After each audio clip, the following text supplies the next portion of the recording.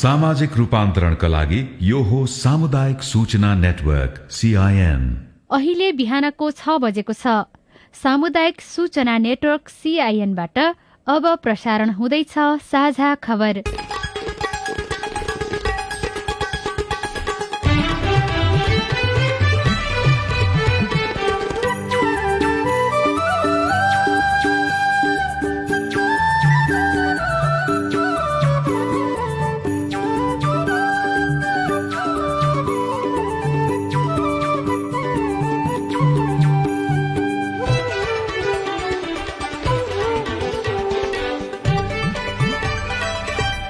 शुभ प्रभात। यो CIN को साझा खबर हो। स्नेहा कर्णसँगै राजन रुचालको तपाईलाई स्वागत छ। सामुदायिक रेडियोबाट देशैभरि एकैसाथ प्रसारण भइरहेको साझा खबर CINखबर.com र मोबाइल एप CIN बाट पनि सुन्न सकिन्छ।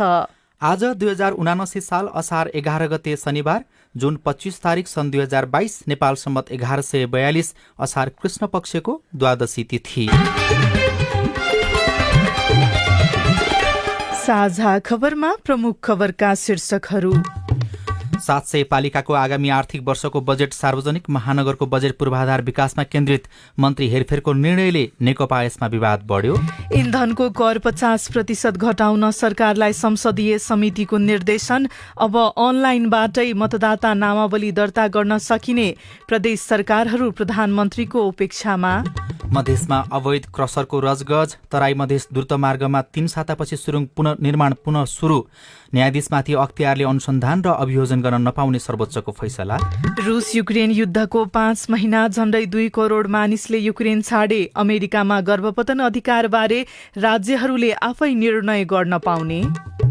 र 44औं राष्ट्रिय एथलेटिक्स प्रतियोगिता अन्तर्गत सन्तोषी र मुकेशलाई स्वर्ण पदक। श्रीलङ्का विरुद्धको अन्तिम एकदिवसीय खेलमा अस्ट्रेलियाको जित।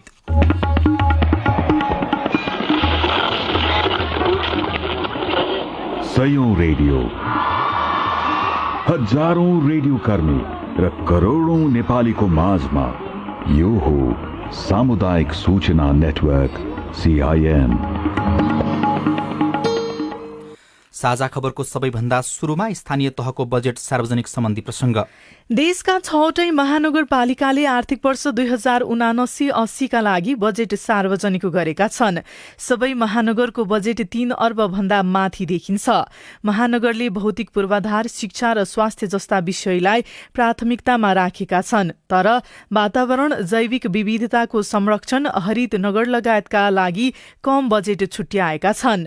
काठमाडौँ महानगरपालिकाले कुल बजेटको झण्डै आधा पूर्वाधारमा छुट्याएको छ। महानगरले 11 अर्ब 8 करोड 89 लाख 3 हजार रुपैयाँ बराबरको बजेट पूर्वाधार विकासमा छुट्याएको हो। पोखरा महानगरले भने पूर्वाधारतर्फ 4 अर्ब 53 करोड 62 हजार अर्थात् 51.68% बजेट छुट्याएको छ। वीरगंज महानगरले कुल बजेटको 1/3 भन्दा बढी पूर्वाधार सम्बन्धी कार्यक्रममा खर्चने योजना बनाएको छ। त्यस्तै विराटनगर महानगरले पूर्वाधार विकासमा 1 अर्ब 89 करोड 71 लाख खर्चने योजना बनाएको छ। भरतपुर महानगरले पूर्वाधार निर्माणतर्फ अधुरा तथा क्रमागत योजनाहरूको निरन्तरताका लागि एकमुष्ट 1 अर्ब 30 करोड रुपैयाँ छुट्याएको छ। ललितपुर महानगरले विस्तृत बजेट सार्वजनिक गर्नका लागि असार 16 मा अर्को नगरसभा बोलाएको छ।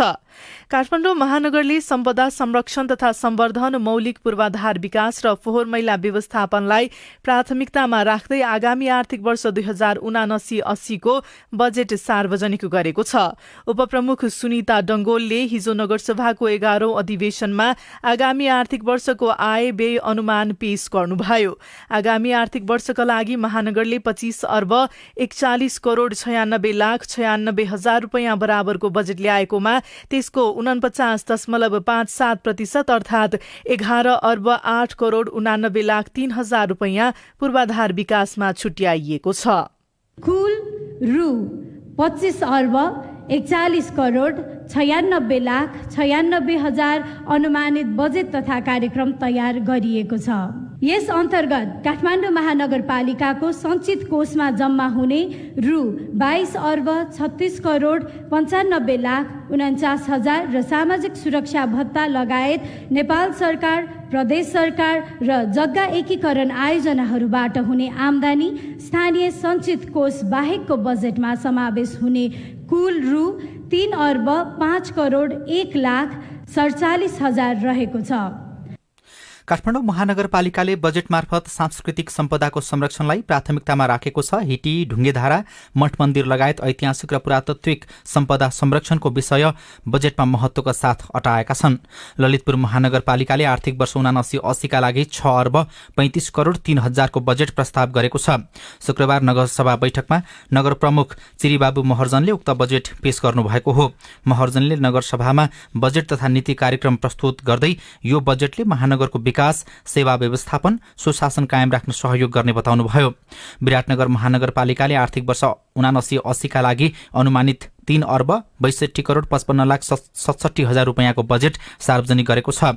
महानगरपालिकाका उपप्रमुख शिल्पा निराला कार्कीले शुक्रबार महानगरपालिकाको 10औं सभामा आगामी आर्थिक वर्षको नीति तथा कार्यक्रम र बजेट प्रस्तुत गर्नुभएको हो। यो बजेट चालु आर्थिक वर्षको भन्दा 1 अर्ब 72 करोडले कम हो। चालु आर्थिक वर्षमा 4 अर्ब 63 करोड 2 लाख 81 हजार 500 रुपैयाँ बराबरको संशोधित बजेट पेश भएको थियो। शहरी पूर्वाधारको विकास, गुणस्तरीय शिक्षा, स्वास्थ्य र पोषण, अधुरा आयोजनाहरूको कार्यान्वयन, सडक ढलहरूको मर्मत सम्भार, लैंगिक समानता तथा सामाजिक समावेशीकरण, सुशासन तथा सेवा प्रवाह, फोहोर मैलाको दिगो व्यवस्थापन, विपद व्यवस्थापन तथा जुवा नियन्त्रण, अव्यवस्थित बसोबास व्यवस्थापन तथा बस्ती विकास कार्यक्रम, युवा तथा खेलकुद विकास, अपाङ्गता रोकथाम तथा पुनर्स्थापना, धार्मिक तथा सांस्कृतिक प्रवर्धन सहितको पर्यटन विकास, रोजगार आय तथा उत्पादन वृद्धि, भवन निर्माण, इजाजत अनलाइन सफ्टवेयर प्रणाली अवलम्बन। वीरगञ्ज महानगरपालिकाले आगामी आर्थिक वर्ष 79-80 का लागि 3 अर्ब 33 करोड 63 लाख 26 हजार रुपैयाँको अनुमानित बजेट पेश गरेको छ। वीरगञ्ज महानगरपालिकाको नगरसभाको 11औं अधिवेशनमा उपप्रमुख इम्तियाज आलमले पेश गरेको बजेटमा चालुतर्फ 2 अर्ब 6 करोड 98 लाख 50 हजार र पुँजीगततर्फ 1 अर्ब 26 करोड 64 लाख 75 हजार रुपैयाँ विनियोजन गरिएको छ। त्यस्तै भरतपुर महानगरपालिकाले 11औं नगरसभामा नीति तथा कार्यक्रम र बजेट पेश गरेको छ। उपप्रमुख चित्रसेन अधिकारीले आर्थिक वर्ष 79-80 का लागि 5 अर्ब 74 करोड 42 लाख 56 हजार रुपैयाँ बराबरको अनुमानित आय व्यय विवरण पेश गर्नुभएको हो। आउँदो वर्षका लागि भरतपुर महानगरपालिकाले सबैभन्दा धेरै पूर्वाधार निर्माणतर्फ अधुरा र क्रमागत योजनाहरूको निरन्तरताका लागि एकमुष्ट 1 अर्ब 30 करोड रुपैयाँ र वडा स्तरमा सम्पन्न हुने आयोजनाका लागि हरेक वडालाई 2.5 करोड रुपैयाँका दरले रकम छुट्याएको छ। पोखरा महानगरपालिकाले आगामी आर्थिक वर्षका लागि 8 अर्ब 77 करोड 75 लाख 55 हजार रुपैयाँको बजेट ल्याएको छ। उपप्रमुख मञ्जुदेवी गुरुङले शुक्रबार 11औं नगरसभामा आगामी आर्थिक वर्षको बजेट सार्वजनिक गर्नुभएको हो। चालु आर्थिक वर्षमा 6 अर्ब 41 करोड 10 लाख रुपैयाँ विनियोजन गरिएको थियो। चालु वर्षमा 2 अर्ब 36 करोड 65 लाख 55 हजार बढीको बजेट सार्वजनिक भएको बताइएको छ।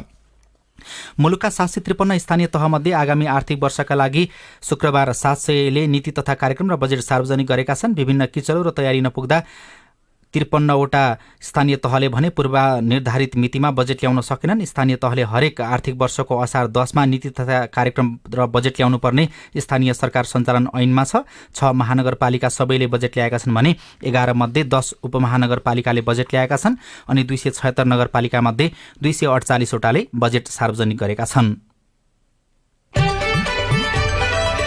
बजेटपछि अब मन्त्री हेरफेरको प्रसङ्ग। सरकारमा रहेका मन्त्रीलाई फिर्ता गरी नयाँ मन्त्री नियुक्त गर्ने विषयलाई लिएर नेकपा एकीकृत समाजवादीमा विवाद भएको छ। हाल सरकारमा रहेका मन्त्रीहरूले सरकारबाट नबाहिरिने अडान लिएपछि पार्टीभित्र विवाद हुन थालेको हो। नयाँ सिफारिस भएका मन्त्रीहरू सरकारमा जाने दिन कुरेर बस्ने तथा सरकारमा भएका मन्त्रीहरू फिर्ता हुन नमान्ने भएका कारण पार्टीभित्र विवाद बढ्दै गएको नेताहरूले बताएका छन्। सरकारमा रहेका 4 जना मन्त्री सहितका 10 जना सांसदहरूले विद्रोहको संकेत गरेका छन्।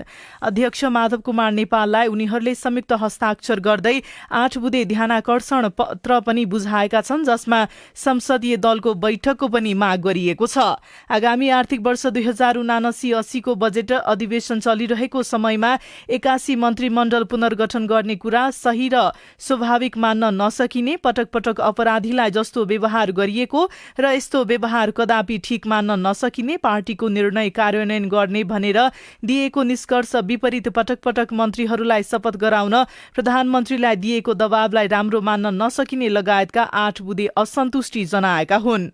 तर हिजो बसेको नेकपा यसको पोलिट ब्युरो बैठकपछि भने प्रेमाले र विरोध खतिवड़ाले पार्टीको निर्णय मानेर राजीनामा दिने बताउनु भएको छ। बैठकमा पर्यटन, संस्कृति तथा नागरिक उड्डयन मन्त्री प्रेम आलेले 48 घण्टाभित्र पदबाट राजीनामा दिने बताउनुभयो। स्वास्थ्य तथा जनसङ्ख्या मन्त्री विरोध खतिवड़ाले पनि पार्टीको निर्णय मान्ने बताउनु भएको छ। सीआईएनसँग कुराकानी गर्दै नेकपा यसका पोलिट ब्युरो सदस्य समेत रहनुभएका स्वास्थ्य तथा जनसङ्ख्या राज्य मन्त्री भवानी प्रसाद खापुङले पार्टीमा देखिएको विवाद समाधान हुने बताउनुभयो। पार्टीभित्र छलफल हुन्छन्, पार्टीभित्र वाद विवाद पनि हुन्छ, बहस पनि हुन्छन् है। अहिले चाहिँ यसलाई त्यही ढङ्गले बुझ्नुपर्छ। पार्टीभित्र चाहिँ आन्तरिक रूपले छलफल बहस अलि बढी भएको छ। पार्टीले जुन निर्णय गरेका छ नि 4 जना मन्त्रीलाई फिर्ता बोलाउने र 4 जना चाहिँ नयाँ पठाउने भनेर, त्यो चाहिँ कार्यान्वयन हुन्छ कि हुँदैन? कार्यान्वयन हुन्छ। त्यो पार्टी सिस्टममा हामी त बहुदलीय प्रणालीमा छौँ।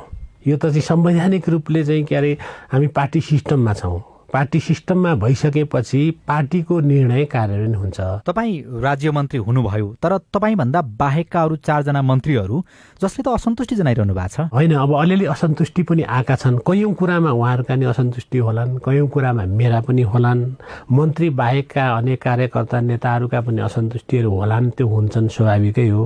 तथापि पनि अब पार्टीको निर्णय कार्यान्वयन गर्नु बाहेक त अर्को के उपाय छ र? तर उहाँहरू त पार्टी छोडेर जाने सम्मको धम्की दिइरहनु भएको छ अहिले। अब पार्टी नै छोडेर जाने डाइरेक्ट धम्की त मैले सुनेको छैन, हेर्नुहोस् है। त्यस्तो त हुन्छ जस्तो मलाई लाग्दैन। तर पनि अब छलफल असन्तुष्टि राख्न त पाउँछन् नि हरेक व्यक्तिले। अब यो प्रश्नमा तपाईँ पनि जोडिनु भएको छ। 4 जना मन्त्री पदबाट हट्दै गर्दाखेरि तपाईँ एक्लो व्यक्ति हो जो चाहिँ बढुवा हुँदै हुनुहुन्छ। तपाईँले चाहिँ त्यस्तो पार्टीलाई के गुण लगाउनु भयो, राज्यलाई के गुण लगाउनु भयो र बढुवा हुँदै हुनुहुन्छ? अब मेरो नाम समेत जोडेर यहाँ आयो है। अब यसलाई चाहिँ म के कुरा चाहिँ यहाँको रेडियो मार्फत राख्न चाहन्छु भन्दाखेरि, यो सरकार बन्यो त्यति बेला पार्टीले मलाई राज्य मन्त्रीको रूपमा निर्णय गरेर पठायो। त्यतिखेर चाहिँ अब नेताहरूले के भन्नु भने, अहिले तपाईँ जानुहोस्, 6 महिनापछि चाहिँ तपाईँलाई चाहिँ फुल मन्त्री बनाउला। त्यो भइसकेपछि म राज्य मन्त्री आयो र अहिले चाहिँ पार्टीले मलाई चाहिँ फुल मन्त्रीमा निर्णय गरेको छ। अब यो चाहिँ कुनै चाहिँ भवानी खापुङप्रति चाहिँ एकदम चाहिँ नेताहरूले माया गरेर गरे होइन। यो यदि तपाईँले चाहिँ पार्टी जोगाउनु पर्ने अवस्था आयो र तपाईँले चाहिँ कुर्सी छाड्नु पर्ने अवस्था आयो र राज्य मन्त्री पदबाटै हात धुनुपर्ने अवस्था आयो भने त्यति बेला चाहिँ तपाईँ तयार हुने कि नहुने? आवश्यकता पर्यो पार्टी जोगाउनको लागि भने किन चाहिँ के अरे जुनसुकै कुरा छोड्न सकिहालिन्छ नि। यो कुनै ठुलो कुरै होइन। हेर्नुहोस्,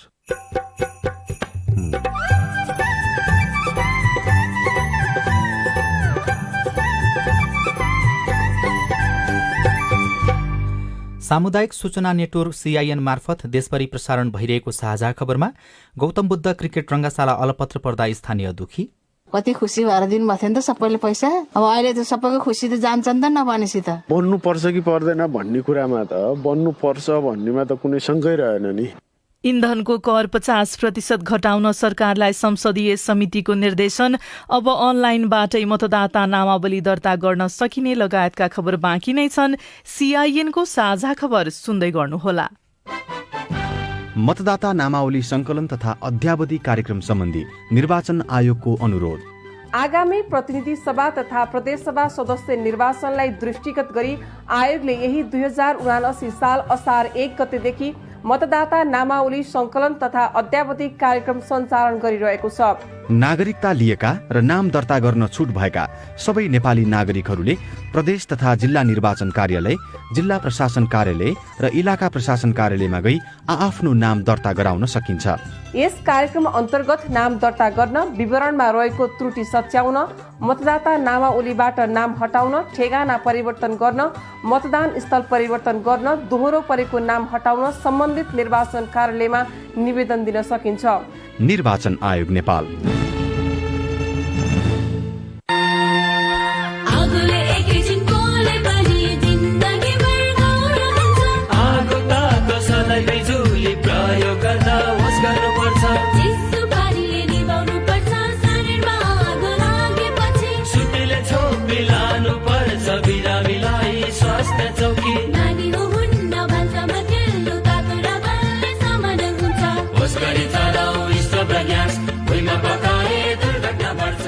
अग्निजन्य दुर्घटना भएमा 01 55 55 689 मा सम्पर्क गर्नुहोस्। बीबीएस नेपाल ललितपुर।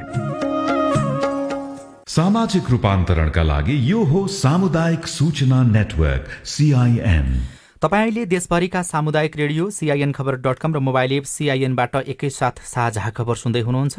अब आज काठमाडौँबाट प्रकाशित पत्र पत्रिकाको खबर। कान्तिपुर दैनिकको पहिलो पृष्ठमा प्रधानमन्त्रीबाटै प्रदेश उपेक्षित शीर्षकमा कलेन्द्र सेजुवालले खबर लेख्नु भएको छ। संघ र प्रदेशबीच समन्वय गर्न प्रधानमन्त्री नेतृत्वमा रहने अन्तर्प्रदेश परिषदको बैठक 3 वर्ष यता बसेको छैन। अझ स्थानीय तहसम्म समन्वय गर्न संविधानले नै व्यवस्था गरेको राष्ट्रिय समन्वय परिषद अहिलेसम्म गठन नै हुन सकेको छैन।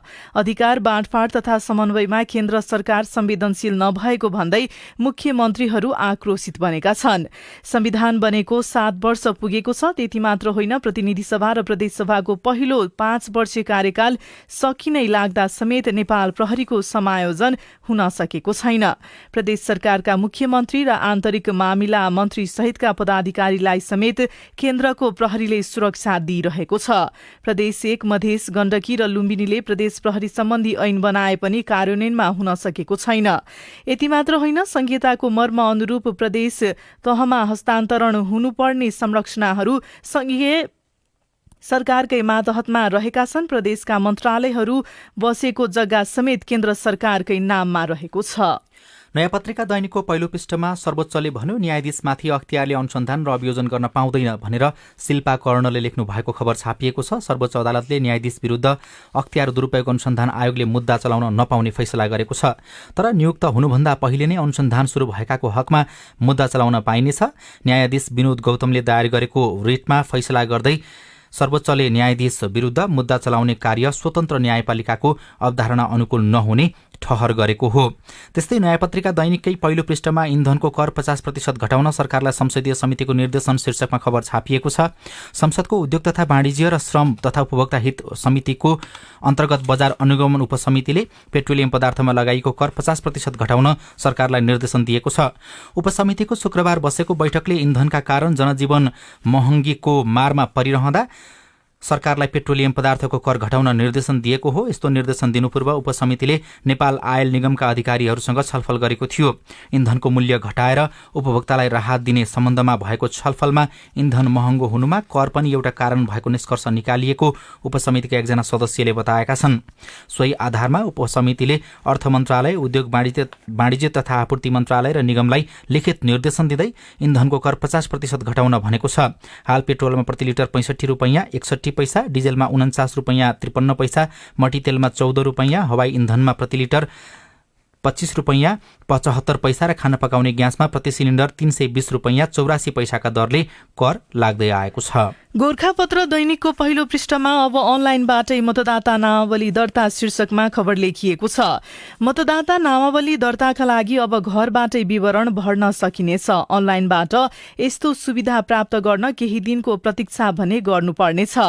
निर्वाचन आयोगले यस्तो सुविधा उपलब्ध गराएपछि मतदाता नामावली दर्ता तथा अद्यावधिक गर्न जिल्ला निर्वाचन कार्यालय, जिल्ला प्रशासन कार्यालय र इलाका प्रशासन कार्यालयमा पुग्नुपर्ने बाध्यता अन्त्य हुनेछ। आयोगले सो प्रयोजनका लागि आवश्यक सफ्टवेयर तयार गरिसकेको छ। पूर्व सूचीकृत गर्ने कार्य अन्तिम चरणमा रहेको आयोगले जनाएको छ। आयोगका प्रवक्ता शालिग्राम शर्मा पौडेलले आगामी 10 दिनभित्र अनलाइनबाट मतदाता नामावली दर्ता गर्न सकिने जानकारी दिनुभयो। हाल बायोमेट्रिक भोटर्स रजिस्ट्रेसन सिस्टम मार्फत नामावली दर्ता भइरहेको छ। कान्तिपुर दैनिकमा उराव समुदायबाट पहिलो पाइलट शीर्षकमा विनोद भण्डारीले विराटनगरबाट लेख्नु भएको खबर पनि पहिलो पृष्ठमा छापिएको छ। लालसरी झाँगडलाई अझै हो कि होइन भन्ने लागेको छ। 23 वर्षीय छोरा प्रमोद पाइलट बनिसक्दा समेत अल्पसंख्यक झाँगड उराव समुदाय गरिबी र अशिक्षाका कारण विगतमा जाँडरक्सी खाएर रमाउने र शिकार खेल्न हिँड्ने समूहमा चिनिने गर्थ्यो। पछिल्लो समय यो समुदायमा परिवर्तन आएको छ, तर पनि यो समुदायका युवाले उच्च शिक्षा पूरा गरेको भेटे अझै पनि अचम्म मान्नेहरू छन्।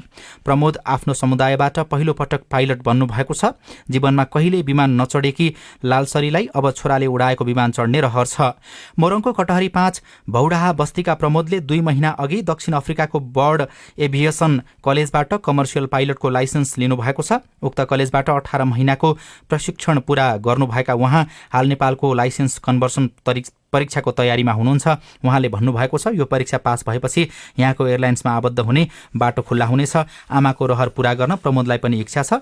आफूले उडाएको जहाजको पहिलो उडानमा उहाँ बाबा आमालाई चढाउन चाहनुहुन्छ। छोराको पहिलो औपचारिक उडानमा सवारी गर्ने रहर आमाको पनि छ, खबरमा उल्लेख गरिएको छ। नागरिक दैनिकको पहिलो पृष्ठमा मधेसमा अवैध सरकार क्रसरको रजगज शीर्षकमा खबर लेखिएको छ।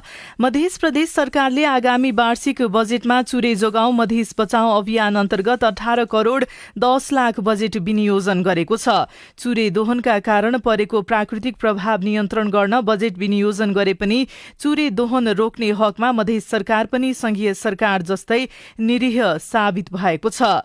चुरे संरक्षण क्षेत्रमा जारी सीमाविहीन दोहनदेखि कानूनी हैसियत बिना सञ्चालनमा रहेका क्रसर उद्योग नियन्त्रण गर्ने सवालमा मध्य सरकारको गतिविधि भाषणमै सीमित देखिएको छ।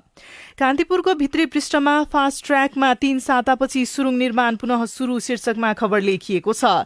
काठमाडौँ तराई मधेस द्रुतमार्गको सुरुङ निर्माणमा निलम्बन गरिएका 2 कम्पनीलाई कार्यवाही फुकुवा गरेर 22 दिनपछि काम पुनः सुरु गरिएको छ। निर्माणको ठेक्का लिएका 2 चिनिया company China state construction engineering corporation र पोली चङदा इन्जिनियरिङ कर्पोरेसनलाई छिटो र गुणस्तरीय काम नगरेको भन्दै गत जेठ 9 मा निलम्बन गरिएको थियो।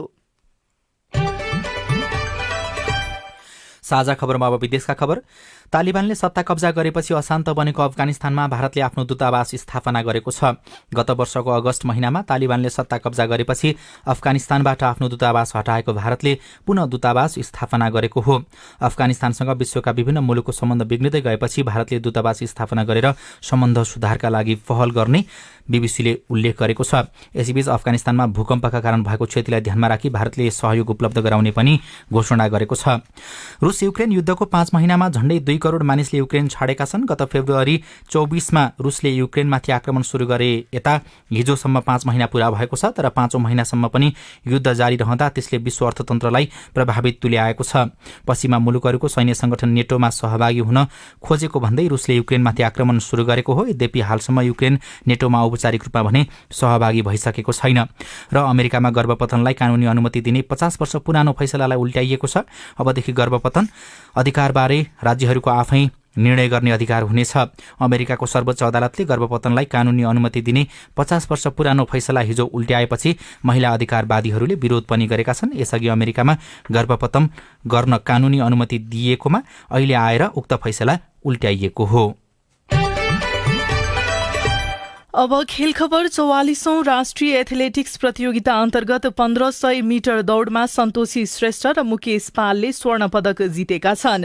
नेपाल एथलेटिक्स संघको आयोजनामा त्रिपुरेश्वर स्थित दशरथ रंगशालामा हिजो महिलातर्फ बागमती प्रदेशका सन्तोषी र पुरुषमा त्रिभुवन आर्मी क्लबका मुकेशले स्वर्ण पदक जितेका हुन्।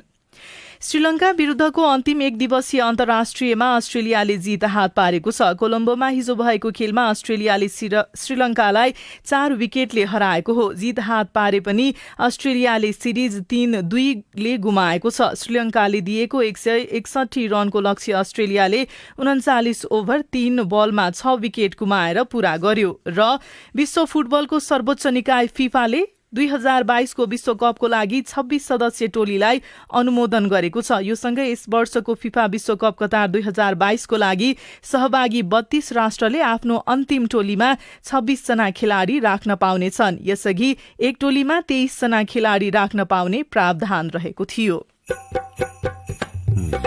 चितवन भरतपुरको गौतम बुद्ध अन्तर्राष्ट्रिय क्रिकेट रङ्गशाला कसरी बन्ला? रेडियो रिपोर्ट, अरू खबर र कार्टुन पनि बाँकी नै छ। CIN को साझा खबर सुन्दै गर्नुहोला। उठाउनु पर्ने आवाजहरू सदनमा उठाउनु भएको छ, तपाईलाई धन्यवाद दिनुपर्ने हुन्छ। कानून निर्माणमा नागरिक सहभागिता, सिद्धान्त र अभ्यास पारित गरियोस् भन्ने प्रस्ताव 2/3 बहुमत भन्दा बढी मतबाट पारित भएको घोषणा गर्दछु।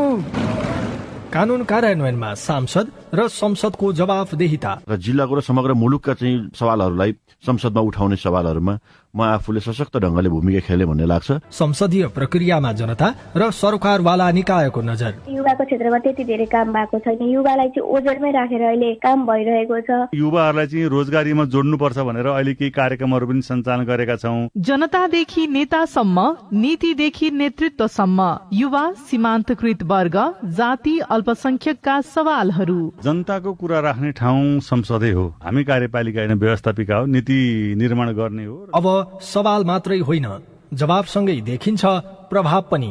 कार्यक्रम हेलो सांसद CIN मार्फत मुलुकभरका सामुदायिक रेडियोमा हरेक बिहिबार बेलुकाको साझा खबरमा र भोलिपल्ट शुक्रबार बिहान 6:30 बजे कार्यक्रम हेलो सांसद CIN को फेसबुक पेज र युट्युब च्यानलमा सांकेतिक भाषामा पनि हेर्न सक्नुहुनेछ। UNDP संसद सहयोग परियोजना र अकुराबको सहकार्य। नेपाल टेलिकमको सूचनाको संसार। होइन, के सुनेको यस्तो ध्यान दिएर दोहोरो बोलेको जस्तो नि देख्दिन। 32100 क्या? 32100 के हो त्यो भने? बुझिन त। ल सुन, NTC प्रयोगकर्ताहरूले आफ्नो मोबाइल तथा ल्यान्डलाइनमा 32100 डायल गरी समाचार, रेडियो कार्यक्रम, खेल र अन्य विषयबारे सन्देशहरू जुनसुकै बेला निशुल्क सुन्न सक्छन्। ओहो, निशुल्क? कस्तो सजिलो। समाचार सुन्न छुट्यो भनेर पिर लागेको थियो, अब त म पनि सुनिहाल्छु। कति रे? 32100। सामाजिक रूपान्तरणका लागि यो हो सामुदायिक सूचना नेटवर्क CIN। साझा खबरमा अब गौतम बुद्ध क्रिकेट रङ्गशालाको प्रसंग। 2075 माघ 16 गते शहीद दिवसको अवसर पारी चितवनको भरतपुरमा गौतम बुद्ध अन्तर्राष्ट्रिय क्रिकेट रङ्गशाला बनाउने घोषणा भएको थियो। कलाकार एवं समाजसेवी सीताराम कटेल र कुञ्जना घिमिरेको धुर्मुस सुन्तली फाउन्डेसनले शुरू गरेको रङ्गशाला बनाउने काम पछिल्लो 9 महिनादेखि रोकिएको छ। राष्ट्रिय गौरवको रूपमा रहेको क्रिकेट रङ्गशालाको काम अलपत्र पर्दा स्थानीय भने चिन्तित छन्। भरतपुर 16 चन्द्रकुमारी तिवारी 78 वर्षको पुग्नुभयो। घरको आँगनबाटै गौतम बुद्ध अन्तर्राष्ट्रिय क्रिकेट रङ्गशाला देखिन्छ। रङ्गशालाको रौनक हराएको ठ्याक्कै 9 महिना भयो। काम रोकिँदा चन्द्रकुमारीलाई राम्रो लागेको छैन। उहाँलाई आफ्नो जीवनकालमा रङ्गशाला बनोस् भन्ने लागेको छ। बनेको त हेर्न मन थियो, दैलामा थियो। कहाँ छ अरे तेरो घर भन्दा रङ्गशाला फेदिमा भनाइ त थियो। करिब 25,000 दर्शक क्षमता रहने भनिएको रङ्गशालामा क्रिकेट प्रशिक्षण मैदान, football, volleyball, basketball, badminton, swimming pool र फिटनेस सेन्टर पनि निर्माण गर्ने योजना बनाइएको थियो। कमलको फूल आकारको रङ्गशालाको प्याराफिटको पहिलो चरणको काम सकिएको छ। प्याराफिटका लागि 286 वटा पिलर उठाइएको छ। खेल मैदानको काम 95% सकिएको छ। अब नेपालीहरूले गरेको आर्थिक सहयोग र श्रमको सम्मानका लागि भए पनि रङ्गशाला बन्नु पर्ने तर्क राख्नुहुन्छ स्थानीय लक्ष्मी भट्टराई। छोड्नु हुँदा हुन्न हुने हो क्यारे। अब त्यत्रो खर्च गरेर मान्छेले कति दुःख गरे। कहाँ मान्छे आएर ढुङ्गा बोके, कहाँ मान्छे आएर माटो बोके, त्यहाँ कति काम गरे। कहाँबाट आएर पैसा दिए यस्तै गर्मीमा बाजा बजाएर आएर कति खुसी भएर दिनुभएको थियो नि त सबैले पैसा। अब अहिले त सबैको खुसी त जान्छ नि त नभनेपछि त। खटिएनौँ त हामी त झन् कति खट्यौँ, कति नजिकै त। पहिला त ताप्रो उखाल्दादेखिको खटियो। रङ्गशालाको काम थालेपछि कोरोना महामारी सुरु भयो, जसका कारण अपेक्षा अनुसार आर्थिक संकलन हुन सकेन। धुर्मुस सुन्तली फाउन्डेसनले अहिलेसम्म 56 करोड 50 लाख रुपियाँ खर्च भइसकेको जनाएको छ। त्यसमध्ये 39 करोड 50 लाख रुपियाँ सहयोग संकलन र बाँकी 17 करोड रुपियाँ ऋण रहेको फाउन्डेसनको दाबी छ। अब रोकिएको रङ्गशाला निर्माणको जिम्मा सरकारले लिनुपर्ने र काम थाल्नुपर्ने स्थानीय घनश्याम दवाडीको भनाइ छ। रङ्गशाला इन्टरनेसनल ग्राउन्ड जहाँ चाहिँ पर्यटन प्रमोट देखि लिएर गेमलाई प्रमोट गर्ने हरेक सन्दर्भमा राष्ट्रिय गौरवको कुरा हो यो। तर बन्नु पर्छ कि पर्दैन भन्ने कुरामा त बन्नु पर्छ भन्नेमा त कुनै शङ्कै रहेन नि, दायित्व राज्यले नै लिनुपर्छ। रङ्गशाला बनाउन 3 अर्ब रुपियाँ खर्च लाग्ने अनुमान गरिएको थियो, तर बिचैमा काम रोकियो। अब रङ्गशाला अल्पत्रै छोडिन्छ कि निर्माण सम्पन्न गरिन्छ? भरतपुर महानगरपालिकाका प्रमुख प्रशासकीय अधिकृत रामबन्धु सुवेदी। महानगरको आन्तरिक स्रोतले नभ्याउने र अनि धुर्मुस सुन्तली फाउन्डेसनले पनि आफैको अवस्थाको कारणले गर्दाखेरि निर्माण गर्न नसकेको भनिसकेपछि नेपाल सरकारले यसको स्वामित्व ग्रहण गर्ने प्रक्रियामा अघि बढिसकेको अवस्था छ। रङ्गशाला बनाउने कामको जिम्मा अब राज्यले लिनुपर्ने स्थानीयको माग छ। पवित्रा पराजुली, CIN, विजय FM, नवलपुर।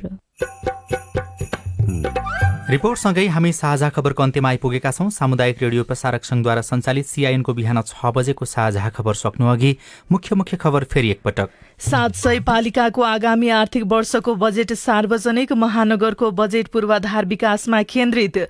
मन्त्री हेरफेरको निर्णयले नेकपा यसमा विवाद बढ्दो। इन्धनको कर 50% घटाउन सरकारलाई संसदीय समितिको निर्देशन। अब अनलाइनबाटै मतदाता नामावली दर्ता गर्न सकिने। मधेसमा अवैध क्रसरको रजगज। तराई मधेस द्रुत मार्गमा 3 सातापछि सुरुङ निर्माण पुनः सुरु।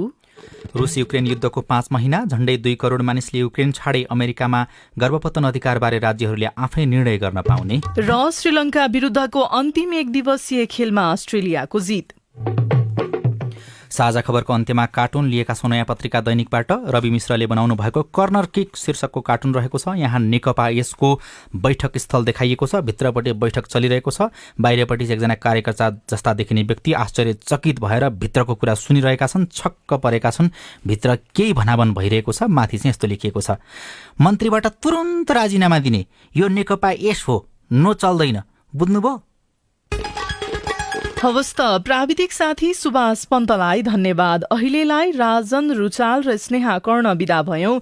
तपाईको आजको दिन शुभ होस्। नमस्कार। यसपछि देशभरिका सामुदायिक रेडियोबाट कार्यक्रम सोधी खोजी प्रसारण हुनेछ। सुन्ने प्रयास गर्नुहोला।